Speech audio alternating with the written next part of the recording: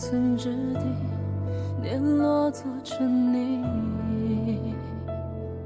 冷眼照风雨，楚河我自知己。叹命运，只见众生如雨，黄沙淘尽。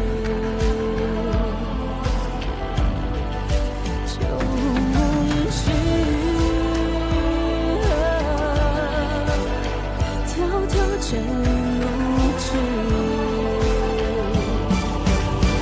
举壮志，算如意，步步险中意，纵使真天气，一命破残局。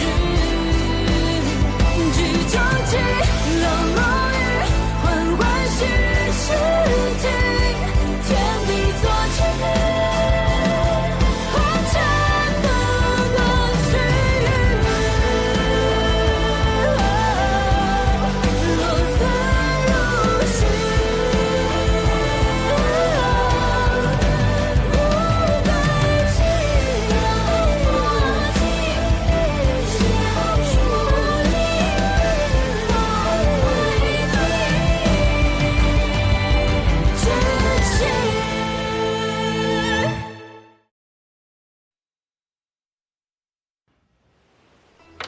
还未贺喜你高升呢，邓太傅。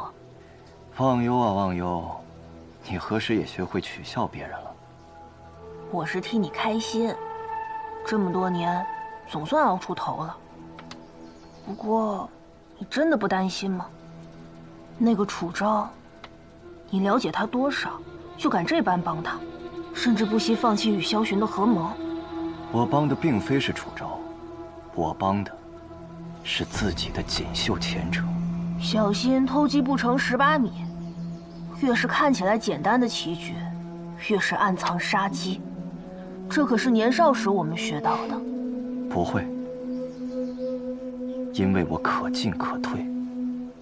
但他明知道萧寻有意毒害小皇帝，还在这种情况下把那孩子当作诱饵，只为除掉萧寻。 这可是一招险棋，死中求活，险中求胜，谁当着皇帝我不在意。只要我还在这高位，就无妨。我输了。太傅，老太太请您用膳了。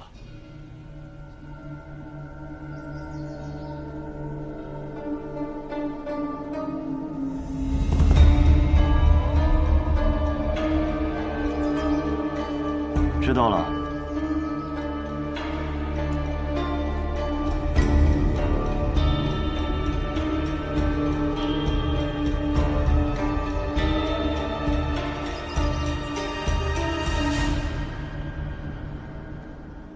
对不起，我不该拿你当诱饵。我曾向先帝起誓护你周全。 如今却让你深知险境，我不配做你的姐姐。姐姐不要这样说，这是我们的计划。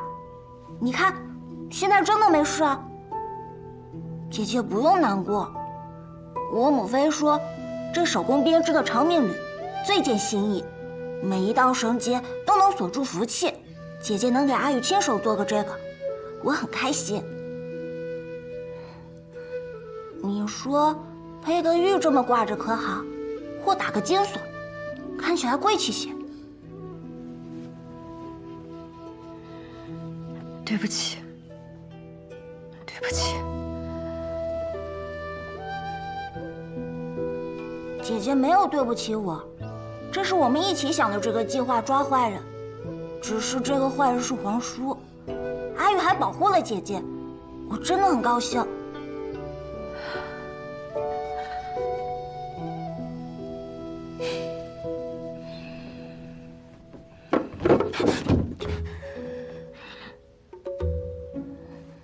舅舅，你拿什么好吃的给我？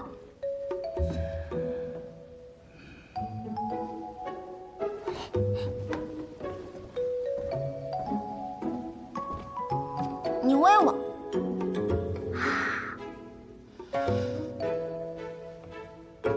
真麻烦。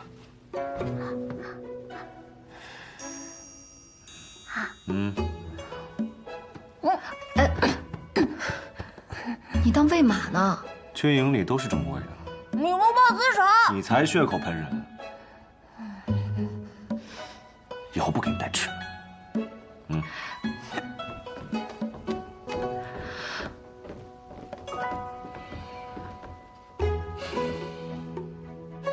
你不是当值吗？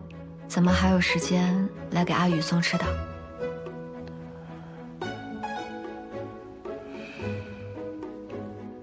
披风，还我。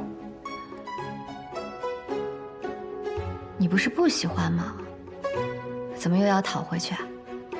我本来都打算送别人了。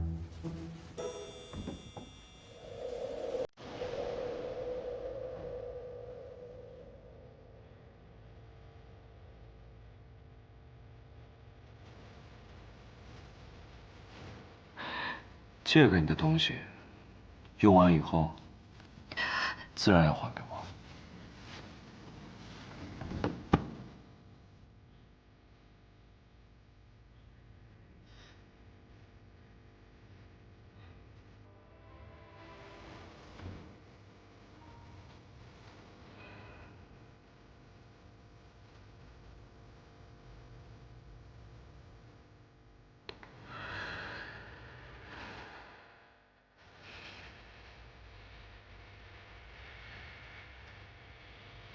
拿去啊。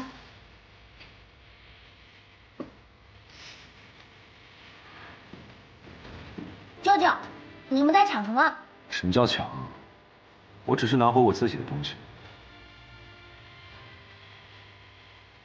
姐姐，你答应我的事还记得吧？啊？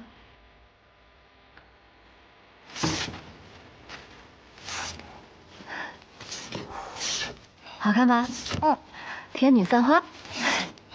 来，再吹一个。分明是你答应他，为何要让我来做？本宫命令你替我做。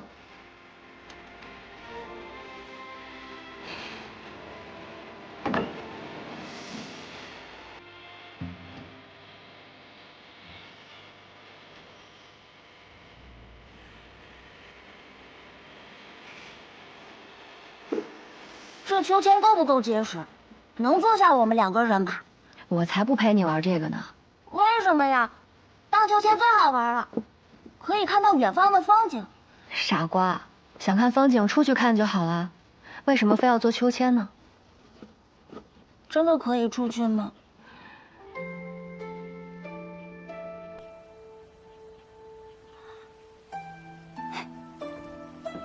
快来，天女散花喽！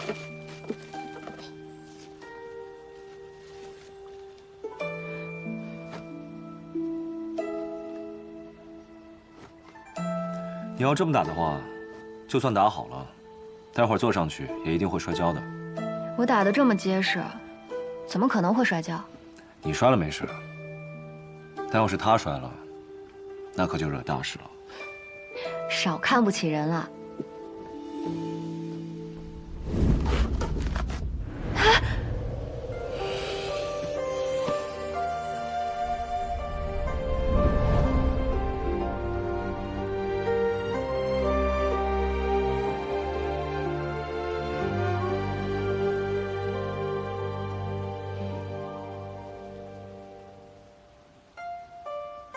长公主还真是不摔一跤，不信这个邪。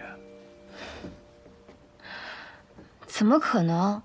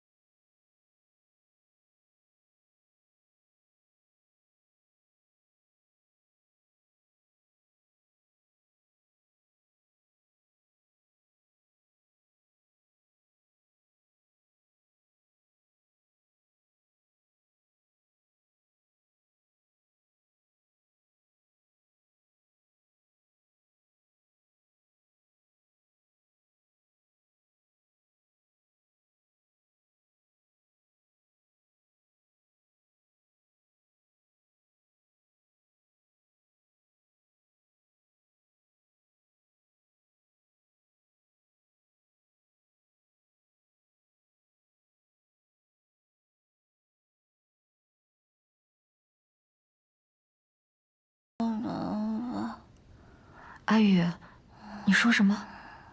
别再逗了。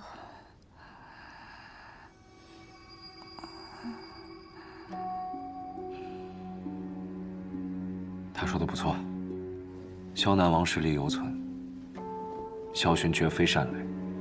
若他长久地待在楚都，你们斗下去，结果只会是两败俱伤。这次他侥幸逃脱，下一次未必。我也知道萧薰狼子野心，可萧薰究竟做了什么，让你仇恨至此？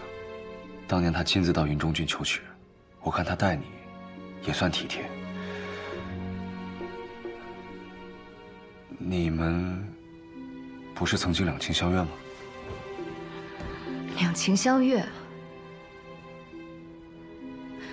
这可是我做过最愚蠢的事了。如今想来，只觉得恶心。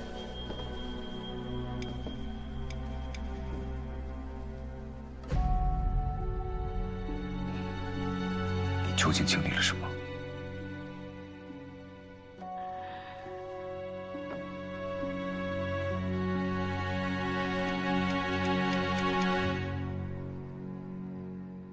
阿九，你相信人会重活一世吗？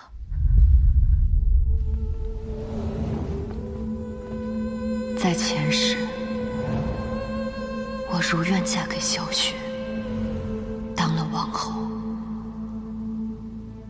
谁知道却因此害死了父亲和所有亲人，自己也被萧薰活活勒死。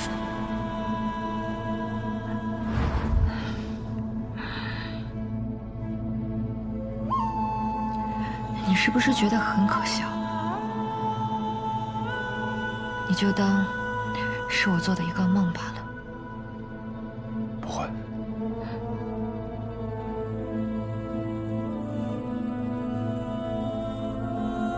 这世间万物都有它存在的道理。老头跟我说过，每个人都要为自己的选择承担责任，只要无悔。不过，此番你与萧薰交手，虽然他吃了闷亏，以他的防备之心，逼除去萧薰，并非易事。虽然这次让他侥幸逃脱，但我不会再给他机会。那你可有应对之策？若我说有，你会帮我吗？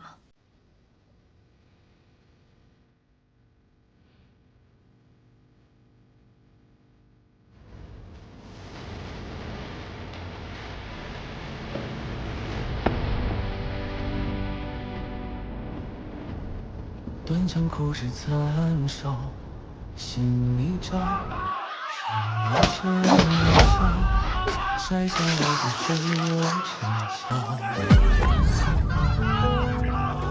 生活在风起煎熬，烈焰中咆哮，把寒夜烧出破晓。命运困我于囚牢，也不向深渊低头。求饶，总是有光渺渺，我自桀骜，浮游于毒沧海，不问今朝，不问结局，我一心我道，无需路遥。若我说有，你会帮我？指尖冲破天光一道，让这满身伤痕成为我心的骄傲。宗庙祭祀仪式告一段落，涉案者伏诛，皇城内外皆肃清整顿，还望各位引以为戒，不可再出纰漏。对了，孤今日在想，王叔在京为治7载，甚是酸楚，不如放他回萧南郡去吧。众卿意下如何？启禀陛下，此事不妥，朝中大臣对此也应多有疑虑。谢大人当日口口声声陛下圣，眼下却要质疑陛下的决定。太傅此言差矣，本官多加思虑，质子在楚都，本是先帝遗愿，况且萧巡在楚都，尚可制约其父，若放其归去，恐生变数。谢大人所言虽有道理，可世子在京中多有磨难，若因此惹得萧南王心生不满，反不利于朝堂的稳定。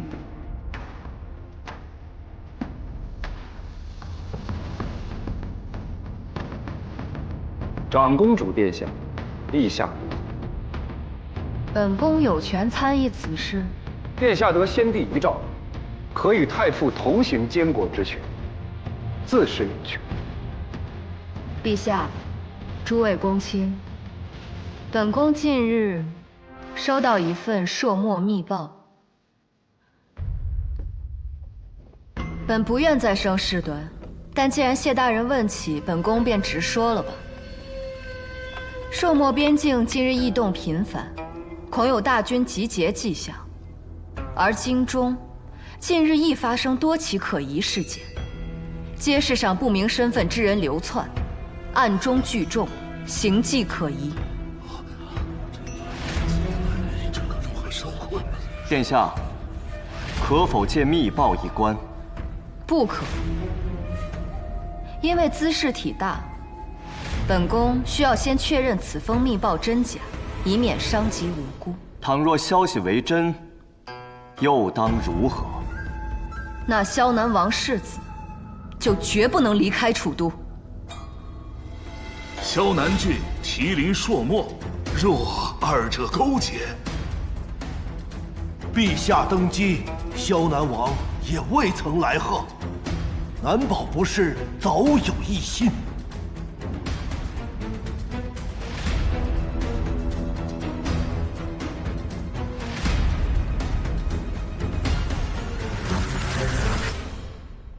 公主，这松烟墨是谢家特供，您故意在军报上留下破绽，万一谢家人察觉，那可怎么办？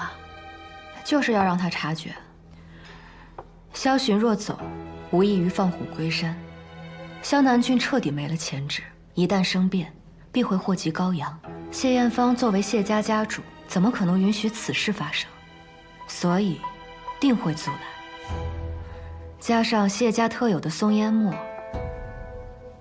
在这件事上，他算是彻底与本宫绑在一起了。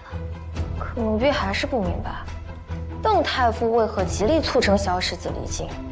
他不是应该向着您说话吗？朝堂之争向来如此，没有永远的敌人，也没有永远的盟友，所以我必须把谢家拖下水，因为只有帮凶才会拼命保守秘密。我这封密信，即便是假的，也得是真的。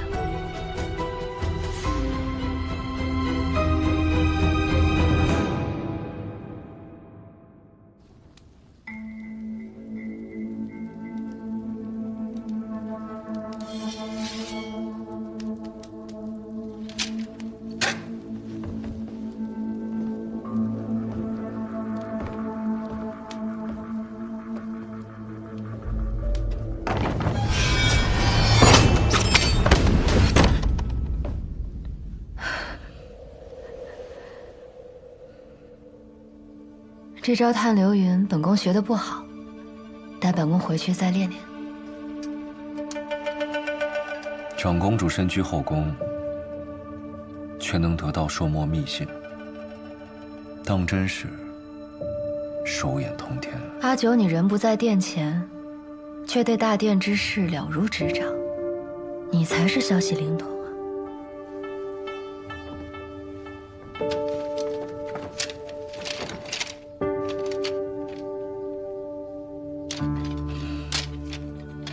你想要拖谢家下水，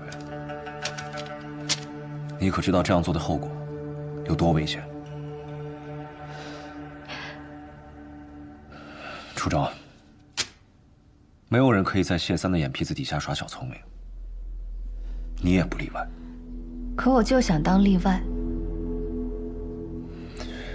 可若是他反手揭穿你伪造的密信，还栽赃给了谢家，你有没有想过该怎么办？还是靠那个乳臭未干的小子再救你一命吗？那我就说，莫是你给我的，看看你的三哥会不会放弃他的好弟弟。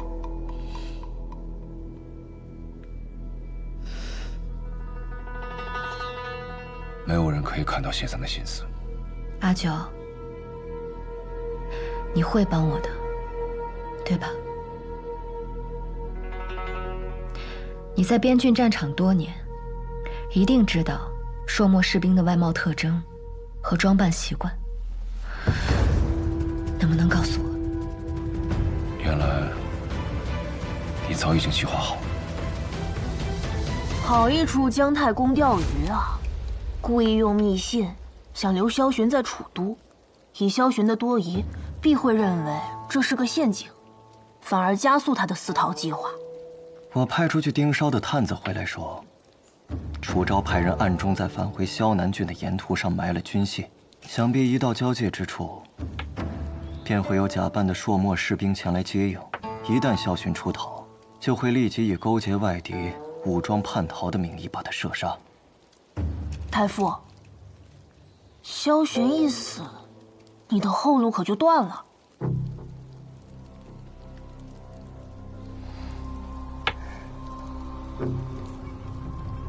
我自有我的谋划。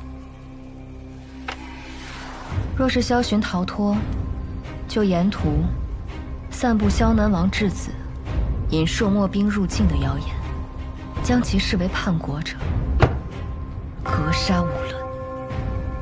如若没有横生枝节的话，不会有枝节。就算有，我也会剪掉。用一个真相造的假，才最让人无可辩驳。没有人比重活一世的我更清楚，萧南王父子就是勾结了朔漠。世子，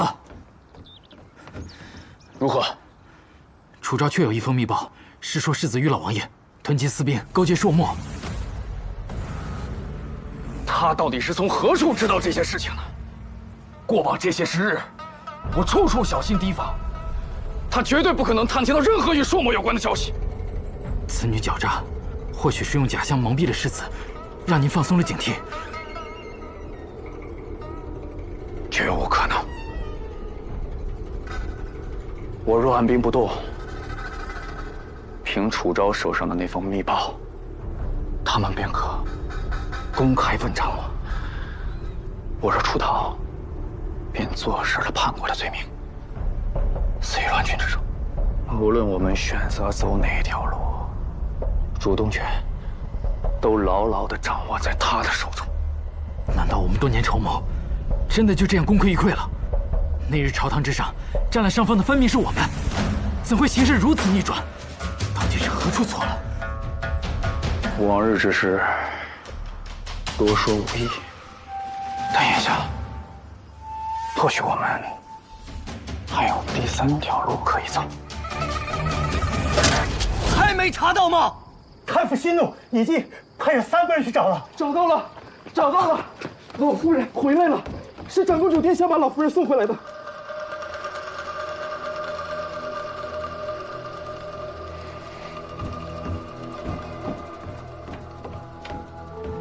殿下，家母。下人已经送老夫人下去休息了。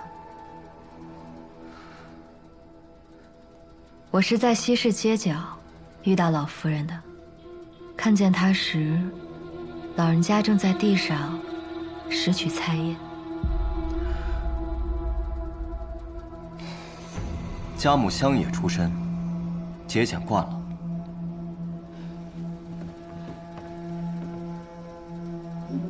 挨过饿的人，才会珍惜每一份粮食。就如同诗人兼爱财帛，这本也是人之常情。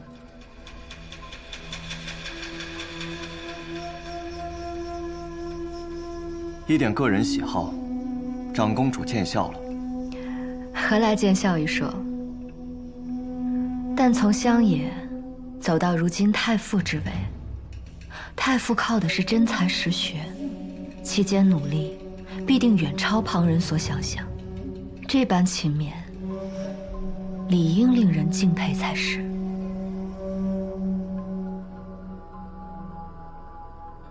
这是丝线编织的长命缕，每一个结都能锁住福气。长公主深夜前来，不会就只是为了送我这长命缕吧？不知我能不能用这么多的福气，来和太傅换一样东西？哦，何物？萧寻的命。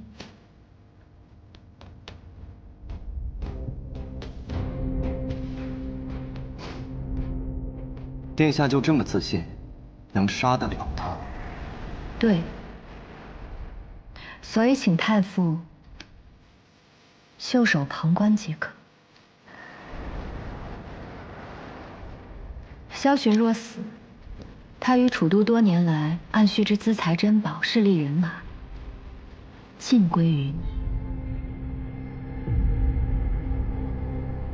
长公主不怪本官在朝堂之上与你意见相左。怪。如若太傅坏了我的计划，这些钱就是买你性命。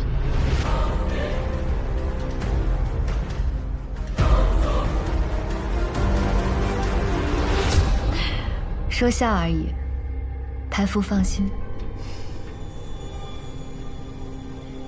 所以太傅还没告诉本宫你的答案。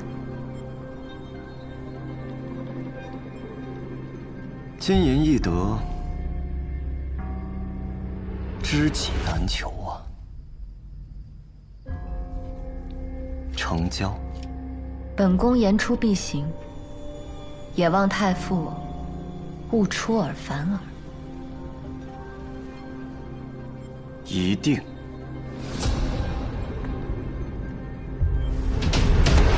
殿下，谢统领奉陛下命等您许久了。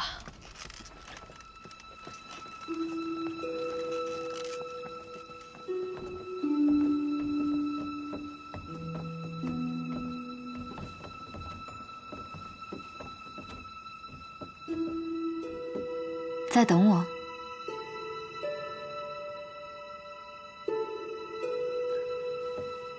我只是在欣赏月色而已。谢统领好雅兴啊，欣赏月色，欣赏到本宫殿前。莫不是担心本宫去了太傅府有危险，特意在这里等我回来？天下这七无宫，月色可真是冷清啊。冷月照孤尘，正合我意。我是奉陛下命前来的。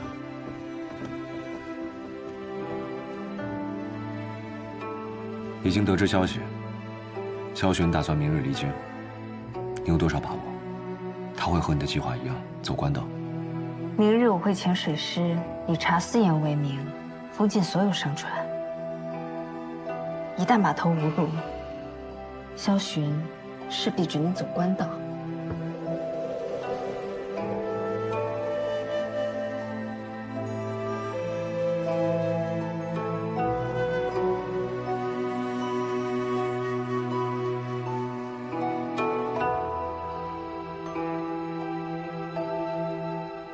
倘若他真的走官道，我已经在卧牛岭安排了弓弩手。一旦萧寻离开楚都地界，便会立刻将其就地诛杀。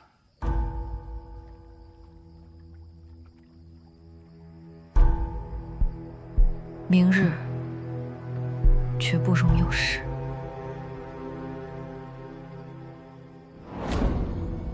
放心吧，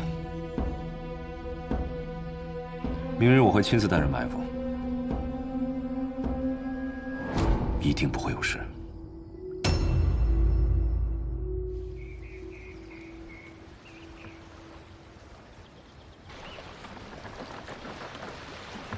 阿昭啊，我不知道你为何要这么对我，但是这一次，你终究还是没能困住我。公主，公主，世子府已然人去楼空，可有走官道？没有。什么？整个码头也被周师严密布防，他想离开楚都，就只有官道可行。怎么会？官道并未发现萧寻一行人的踪迹，但远县来报，寅时3刻有艘商船提前起航。中计了，又让他逃了。谢统领已经带兵追上去了。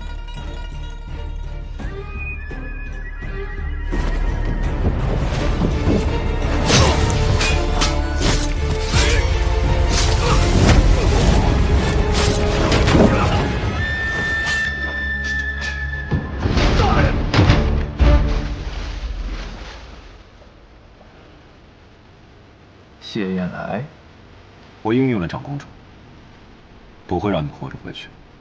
你确定？阿昭想让我死，他之前可是爱极了我。那只是以前，现在，他让我杀了你。之前忘记问你，当年魏家村唯一幸存的小男孩阿祥，他有来找你报仇吗？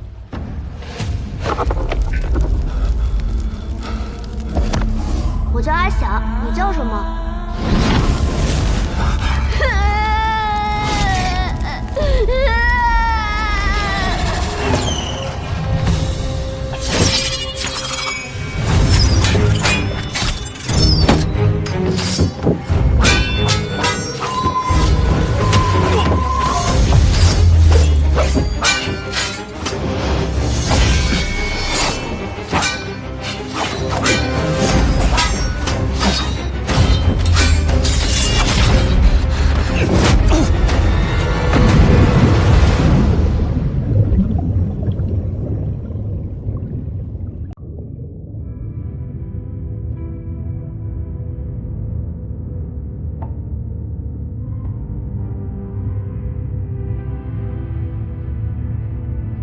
阿祥，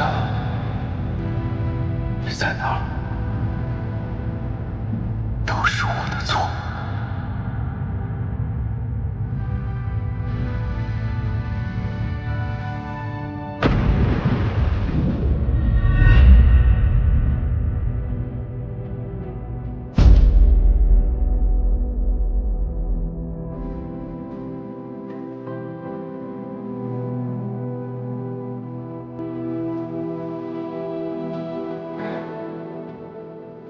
谢统领伤势严重，万幸救治及时。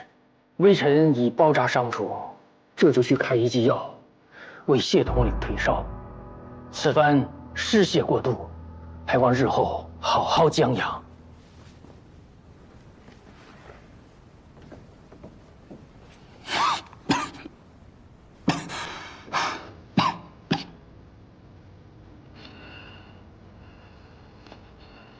长公主，收到线报，萧寻已经逃往萧南郡了。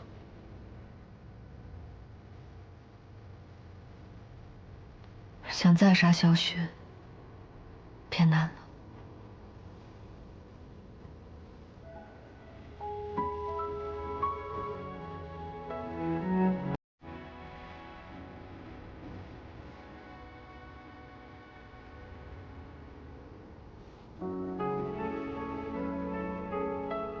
我以为我算无一策，却不料还是棋差一招。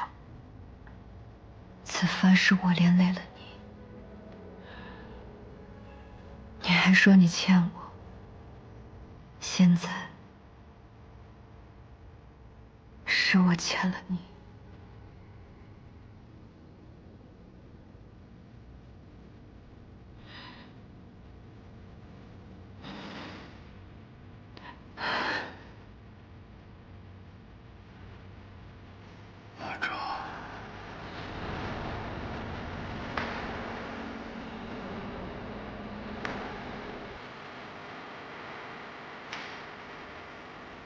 公主。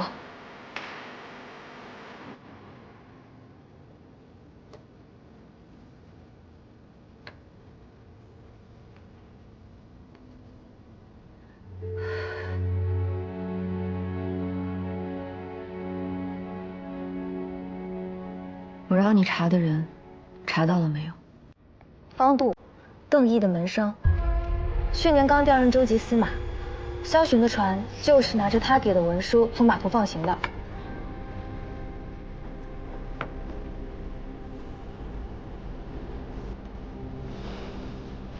好个阳奉阴违的邓太傅！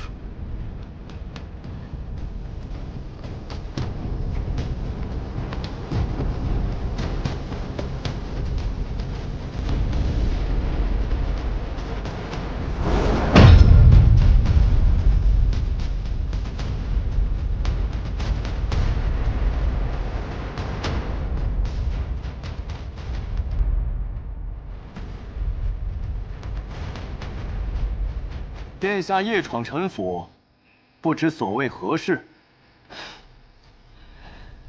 邓太傅，本宫特来送礼。听闻您素爱珍木，这金丝楠木可是王侯规格，不知可入得了太傅法眼？无功不受禄，殿下这里。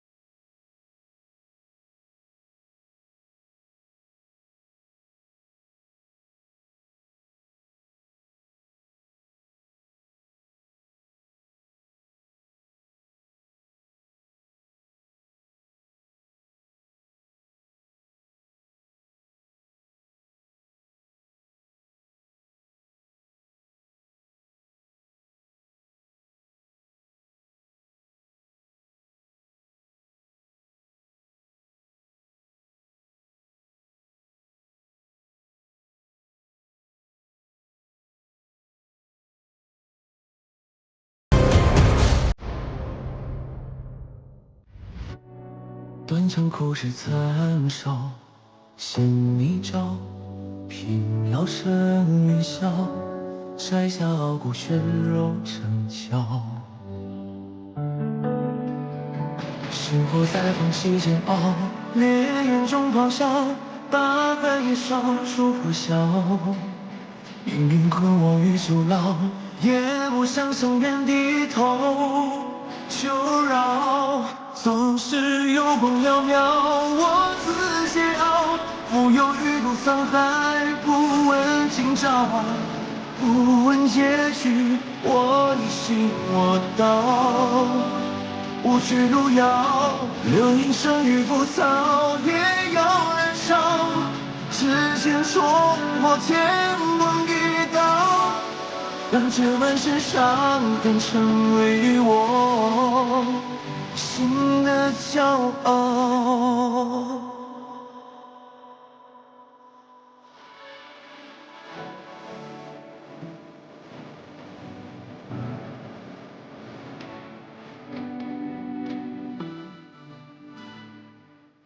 宫阙九重暗角，只为人笑，纷纷扰扰，人间惊恐把你照照。星火在缝隙间熬，烈焰中咆哮，把寒夜烧出破晓。命运困我于囚牢，也不向信念低头，求饶。总是有风渺渺，我自桀骜，浮游鱼肚沧海，不问今朝，不问结局，我一心我道。无惧路遥，人生已浮躁，也要燃烧。指尖冲破天光一道，让这满身伤痕成为我心的骄傲。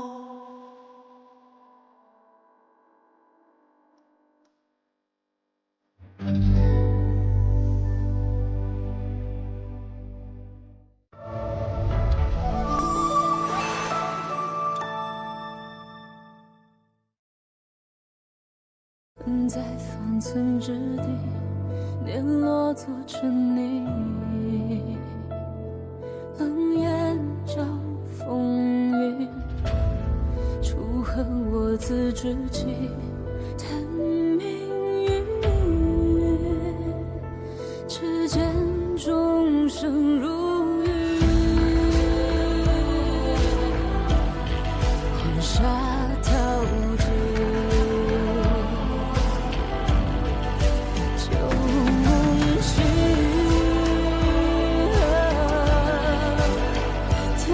剑如纸，举中指，散如云，步步现重影。纵使真剑气，一命破残局。举中指，冷如雨，缓缓虚世境。天地作棋。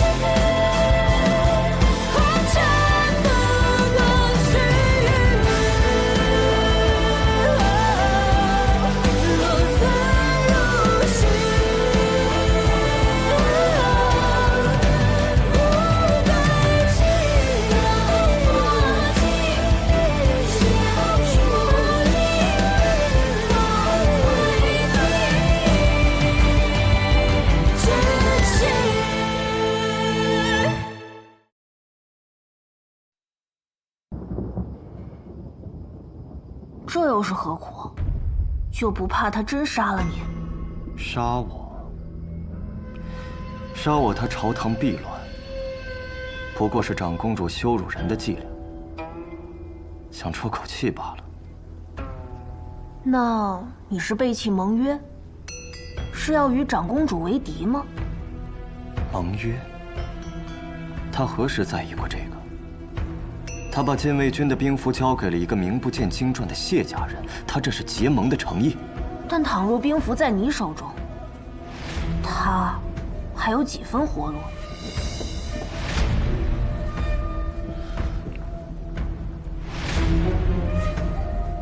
萧玄不能死，至少现在不能。为何？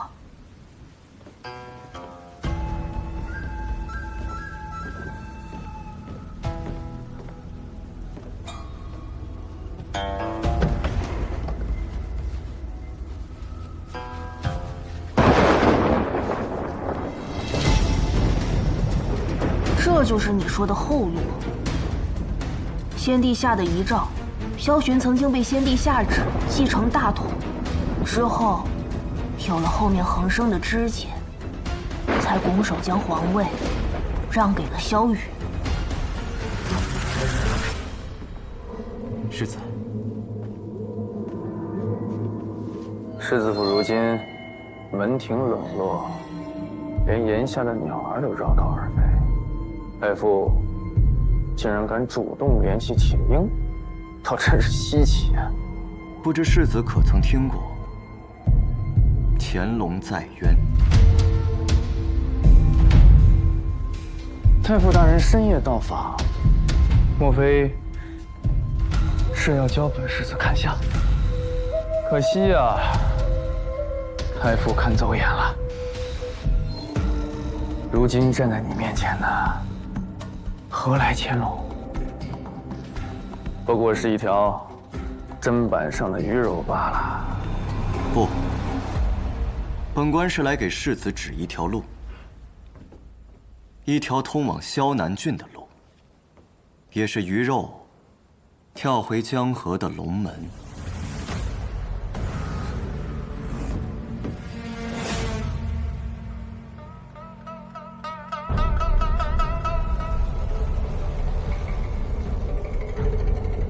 为何要帮我？纵观历代朝堂翻云覆雨，诡谲莫测，我不敢把全副身家都压在一处。从前是，现在也是。帮你，是因为我有更值得下注的底牌。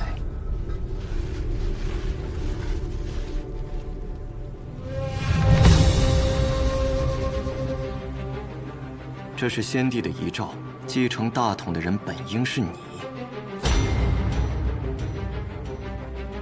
世子猜的没错，这封是假的，但我手上也有真的。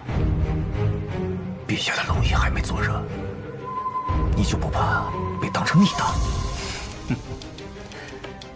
直刀须稳，观其须明。我当初选择楚昭，是因为他给了我承诺；现在选择世子，是因为楚昭违背了他的承诺。我要的自始至终可都没有变过，世子可明了吗？来日前王出渊之时，定以太傅之位相赠。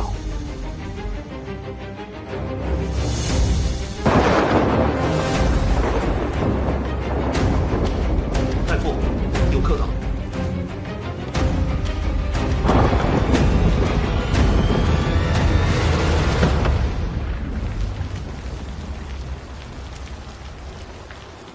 太傅这是给自己提前备下寿材了，倒是给朝廷省了一笔开销。上好的金丝楠木。谢大人说笑，此乃长公主厚赐。我听闻，先帝讨伐前朝，那亡国之君用的就是这上等的木材，自焚殉国了。哦，我失言了。谢大人，到底有何贵干？今日冒昧前来，是有件事，想跟太傅请教一下。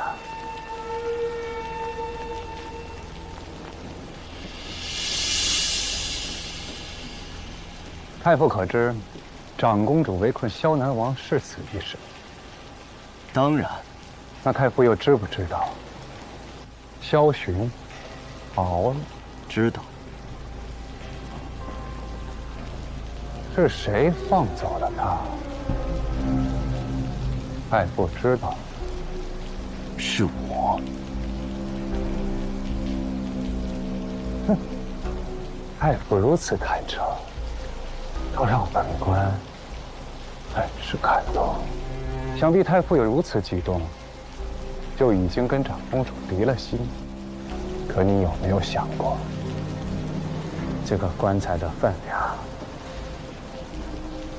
你自己一个人担得起吗？谢大人深夜冒雨前来，就为了说这些？本官只是好奇，如若是我放走了萧寻，这口棺材，长公主敢不敢搬起谢家的大名？太傅啊，没有世家根基还想玩火，小心引火烧身。久闻太傅棋艺无双，不知可否赐教一局？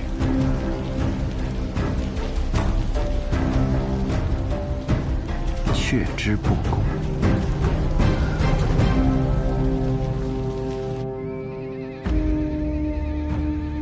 将军，朔漠人对咱们的布防了如指掌，连暗哨的位置都一清二楚啊！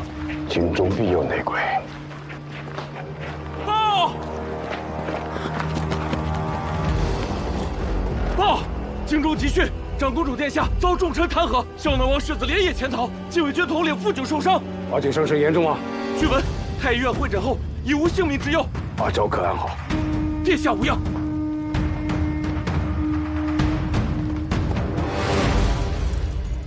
小心逃回萧南，朔漠来犯，还对我境不妨如此了解。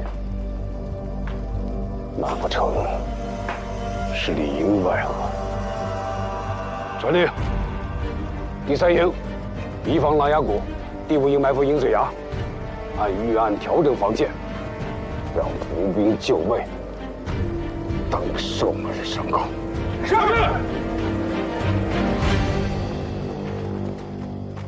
将军，将军，你是得的什么病症啊？怎么会一日比一日严重？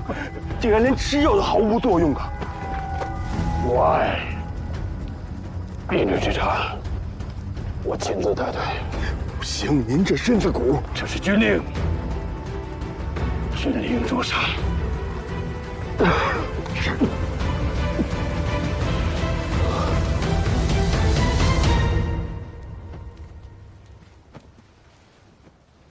公主，谢统领如今在宫中养伤已有3日。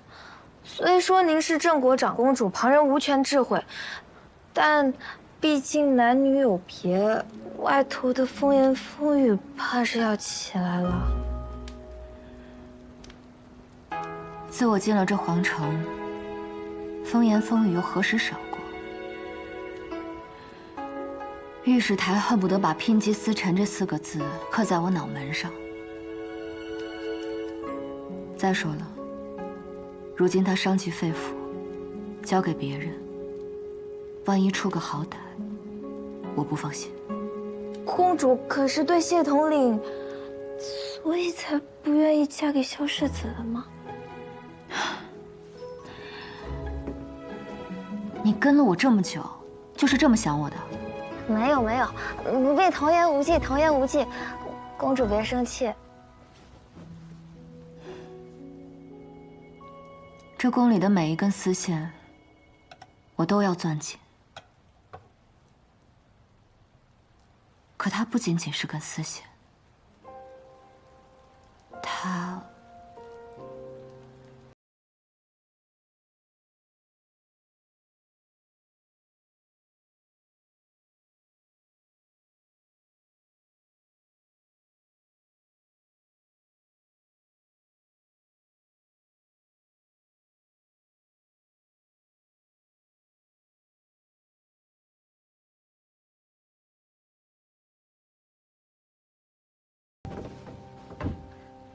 殿下，边关急报，朔漠突袭云中郡。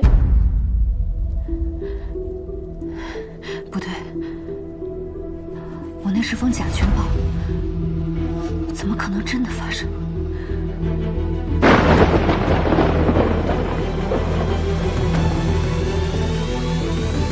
既然长公主伪造了萧南王与朔漠人的伪证，还想借松烟墨拿我谢家入局，那就必须要做好有个人给他一场真战来的准备。博弈岂能不留后手？谢大人看着思维，齐风倒是凶悍。太傅谬赞了，本官只是不喜欢浪费时间。可是谢大人，这下棋最重要的还是耐心呢。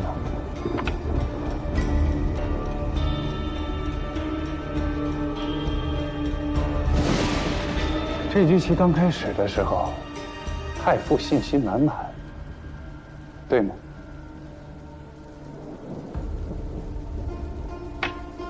可如今你再看，局势变了。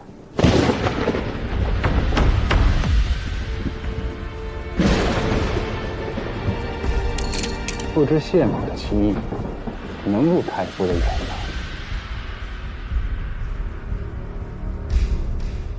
谢大人棋艺高超，自是不凡。那就好。既然太傅喜欢看棋，不如谢某多摆几盘。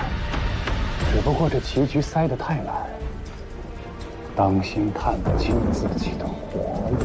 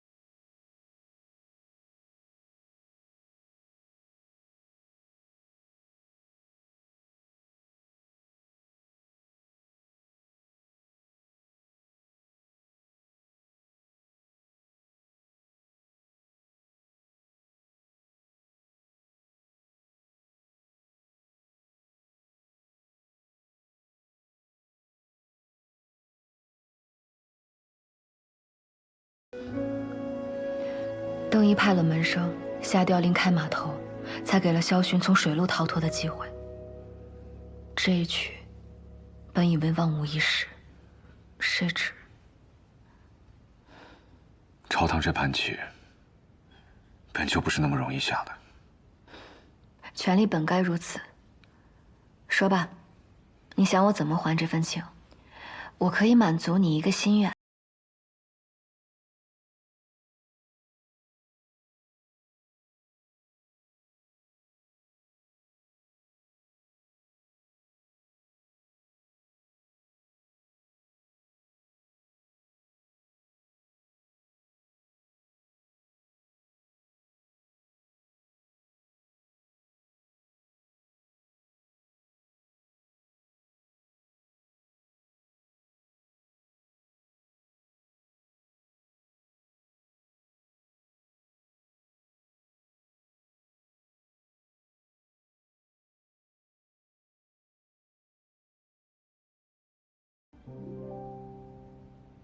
以你的身手，不应该伤这么重的。那日在船上，到底发生了什么？那日，铁英用暗器，一时不察被偷袭。果然，他们只会用这些阴险下作的手段。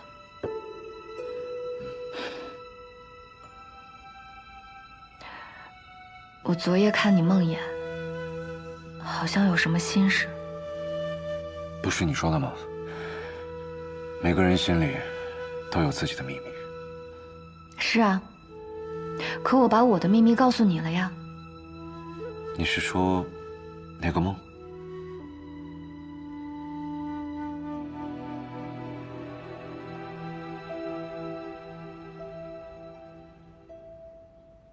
好吧。作为交换，我可以告诉你一个秘密。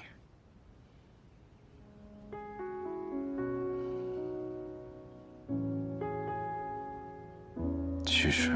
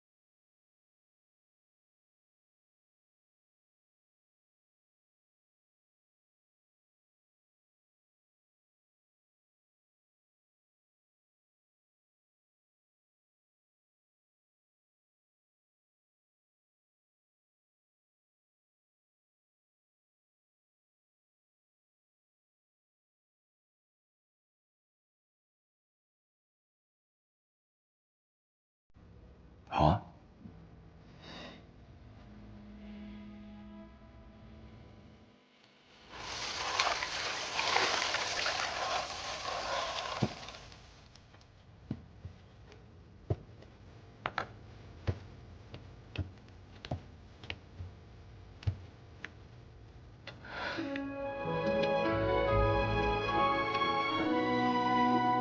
舅，好，我簪子歪了，替我挽个利落些的发饰。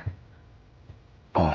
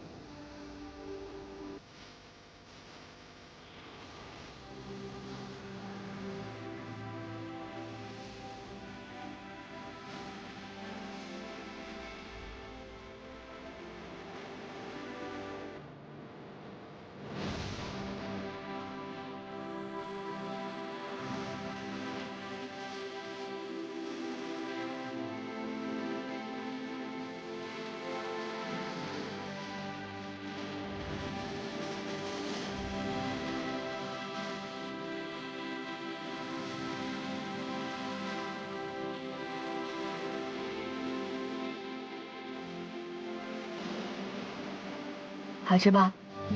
天下为了这个糕点，花了3个时辰，才蒸出1笼满意的，只能说是这人间至高的美味。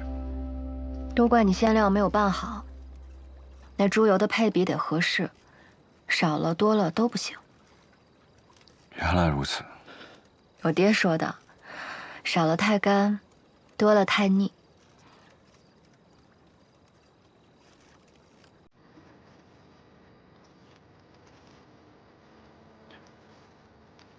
是我自己的问题。我离开云中郡太久了，久到陪伴我都忘记了。其实，我从前也不太会做这些糕点。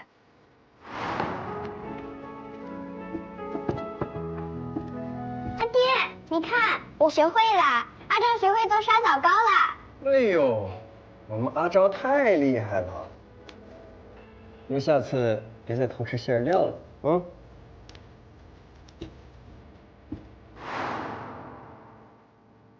阿爹不用吓唬我，我就是想念娘亲了。我没机会承欢于他膝下，但我就想去看看，看看他看过的风物，走走他走过的青石巷陌。我娘亲若是还活着，定然不会希望我做一个只会关税的女娘，她绝不会像你这般自大。她定然会在乎我的心。是，你是从无败绩的大楚战神，是万人敬仰的魏将军。你忙着忽悠你的边关百姓，忙着树立你的赫赫威名，你忙到根本无暇关心一句你的女儿究竟想要什么。想念一个人，不是一件丢脸的事。想家也不是。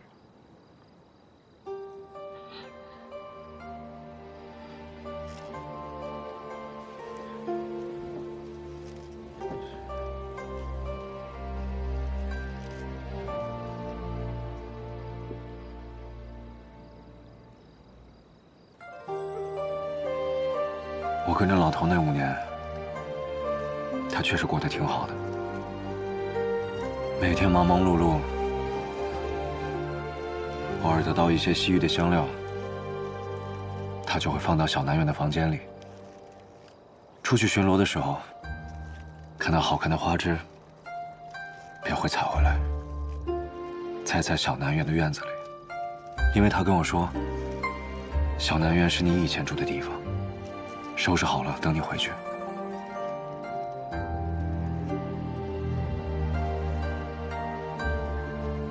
主昭，其实老头他没有责怪你的离开，他只是想知道你在外面过得好不好。他只是很思念你。当然，这一切你可以不用回应，也没有关系，因为这都是他自己的事，所以你无需自责，因为根本就没有人需要被原谅。其实，我也很想念我阿爹，还有达摩的一切。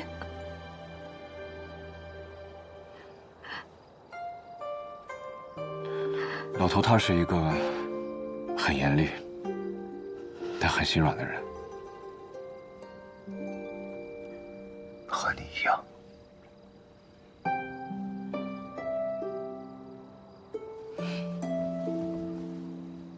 老头第一次带我去沙漠的胡杨林，他说那里的每一根枯枝都在拼了命的活着，这才有了1000年的风景。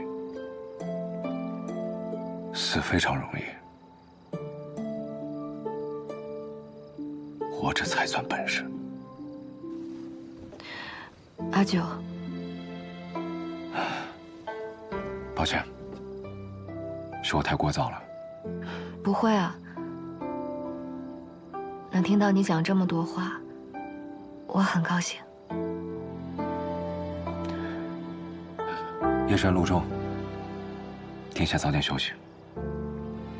谢谢你跟我说这么多我阿爹的事情，也谢谢你跟我分享你的过去。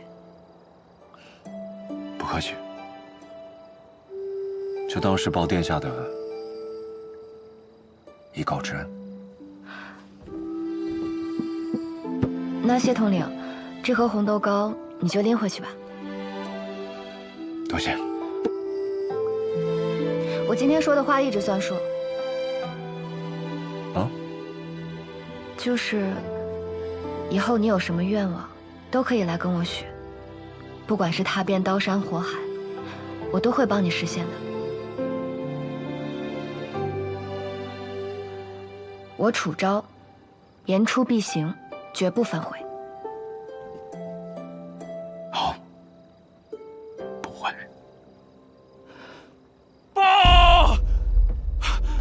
报！殿下，云中郡急报，昨日朔漠来访，楚将军击退朔漠大军，身体突感不适，昏迷不醒。将军，朔漠撤军了。果然如将军所料，这次幸亏您提前谋略。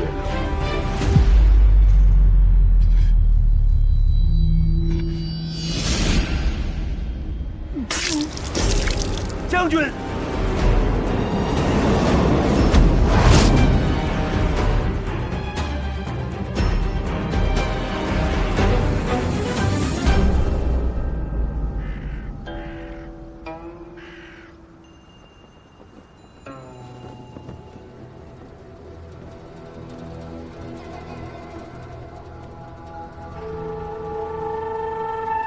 父王，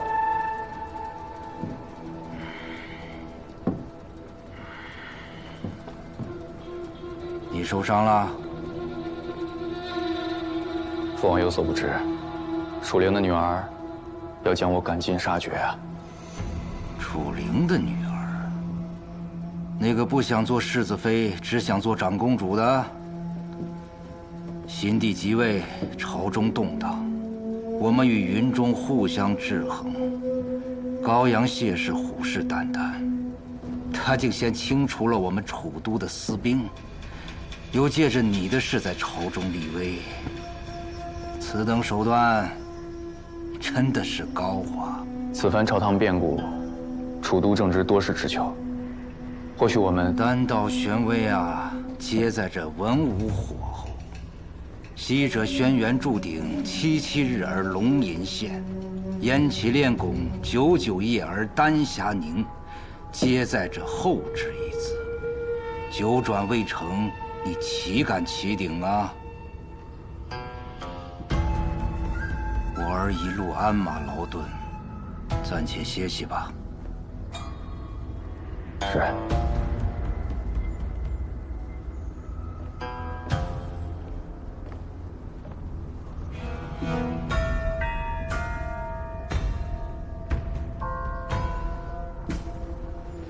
朔漠犯境，主帅楚灵当有失察之责。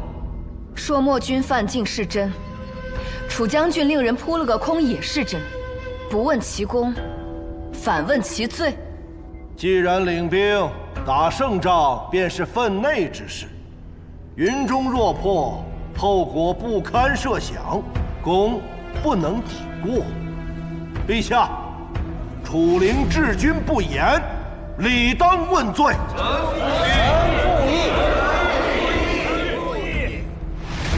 郎中令大人忧国之心可嘉，但本宫倒想问问：萧寻前脚逃回萧南郡，朔漠后脚便突袭，这般巧合，难道是有人里应外合？长公主的话倒是点醒了臣。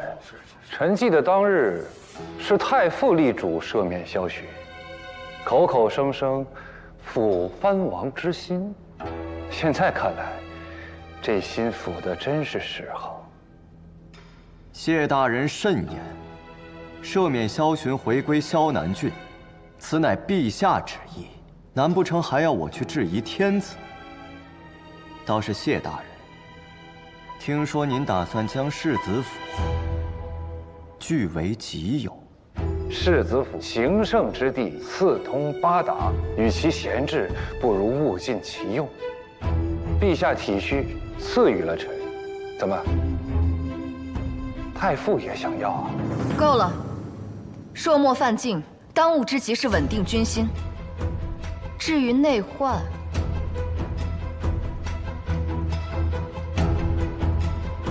本宫倒要亲眼看看，到底是谁着急为外贼铺路。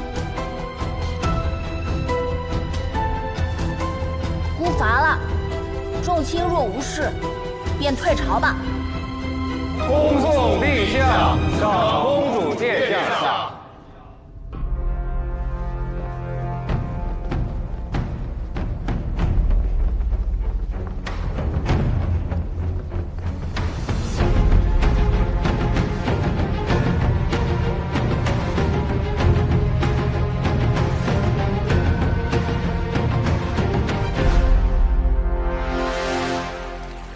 好你个谢家三公子啊，竟然敢把棋下到明面上！这谢艳芳既然能向您直言送长公主一场真战乱，就说明她有恃无恐，知道我们没有证据，不能奈何她半分。是啊，她既然敢说出口，就证明她已经留了后手了。哪怕现在我们叫人去查，也查不到任何线索。谢艳芳身边如铁桶一般，但百密总有一疏，不如我们先试着从高阳老家下手。谢艳芳进京时，早已把谢氏子弟全部带在身边。如今高阳老宅剩下的几个管事的，不堪大用。不过你说的对，想要打毒蛇的7寸，就要先把手伸进蛇窝。少游，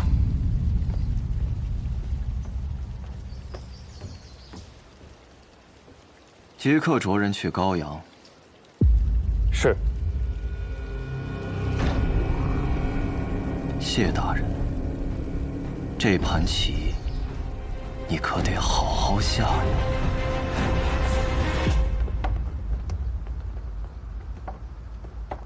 往左半寸，再高些。好，下来吧。这谢府二字一挂上，趁着这座宅子都亮堂了许多。公子，城中已传遍了，魏将军处灵疏忽，才让舒尔门人犯境。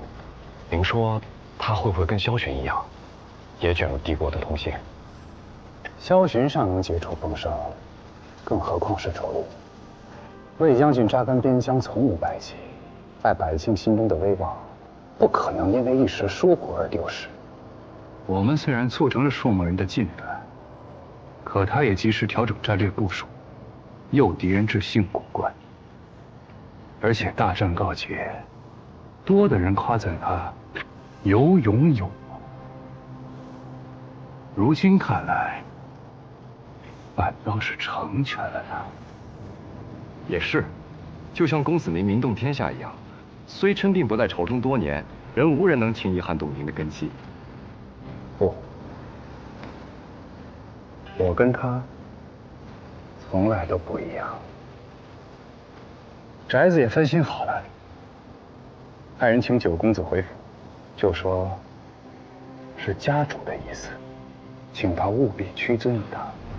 那家伙一向与家中子弟不和，公子这是为何？我只是好奇，一个离开主人5年的狗，还能有多听话？伏羲祸相依，大富贵伴随着大危险。这长公主的冠冕戴在我头上，可未必就是楚家人的护身符。当然，我并非不感念伯父当年的照看，只是他日若我坠下高台，同为楚家人，也免不了溅你们一身血。所以堂姐，须得为自己谋划，早做打算。阿昭，你不必试探我。自你入主长公主殿那日起，楚家上下便与你性命相依，荣辱与共。好，既然如此，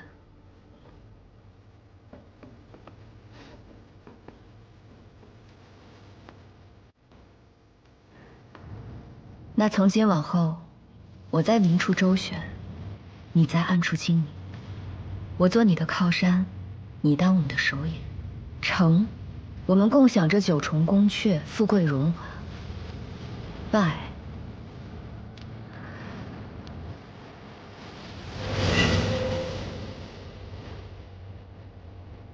愿为阿昭耳目手足。那请阿姐记住今日所言，这杯茶可没有回头路。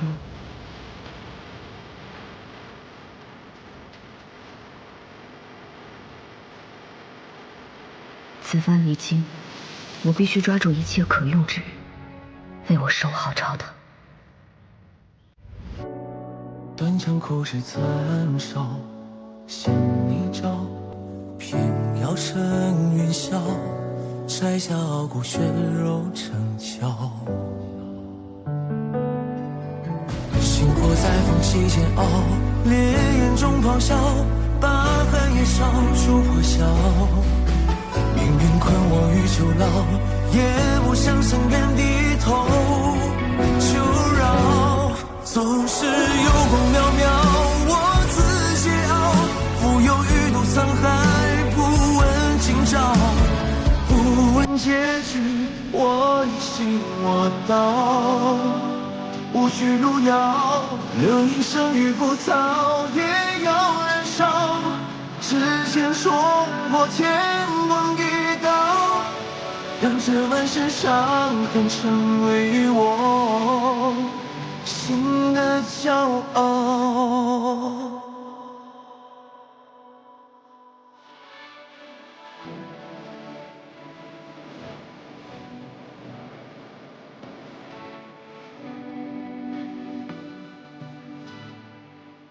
宫阙九重暗角，只为人笑，纷纷扰扰，人间惊恐把你照照。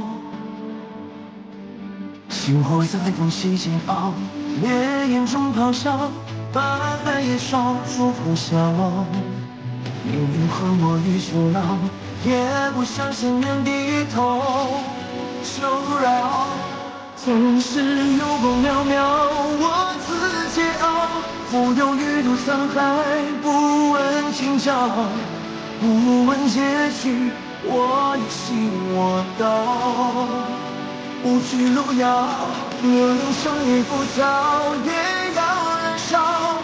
指尖冲破天光一刀，让这满身伤痕成为我心的骄傲。